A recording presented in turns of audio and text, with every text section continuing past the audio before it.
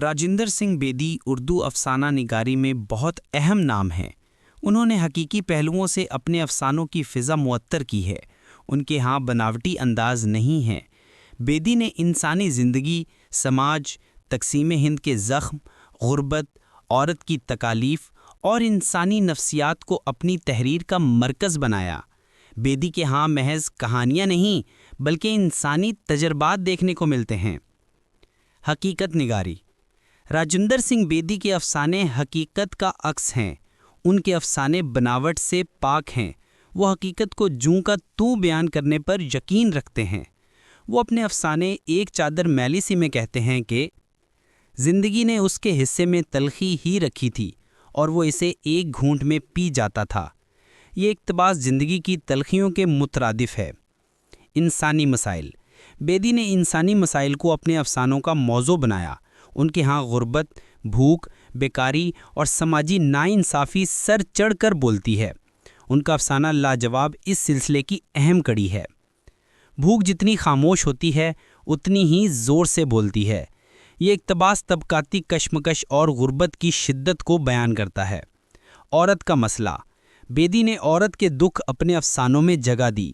عورت پر ہونے والے سماجی مظالم کو واضح کیا۔ ان کے ہاں عورت ترس یا کہانی کی سجاوٹ نہیں بلکہ جیتا جاگتا کردار ہے۔ عورت نے جتنا دکھ سہا ہے شاید لفظ اس کا بوجھ بھی نہ اٹھا سکیں۔ یہ عبارت عورت کے دکھ درد کی نمایاں مثال ہے۔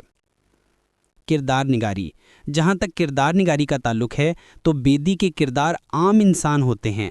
وہ حقیقی پہلوؤں کا عکس ہوتے ہیں۔ ان کی تحریریں ہیرو اور ویلن جیسے بناوٹی انداز سے پاک ہوتی ہیں۔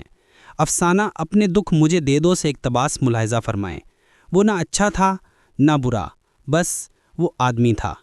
علامتی انداز۔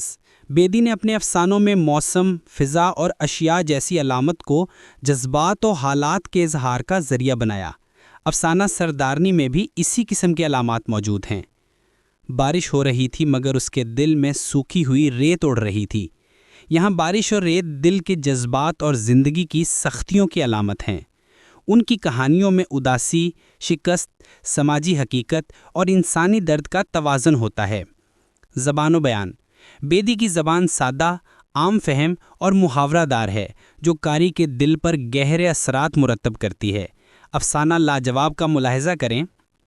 مٹی کی خوشبو جہاں تک جاتی ہے وہاں تک میرا دکھ بھی جاتا ہے۔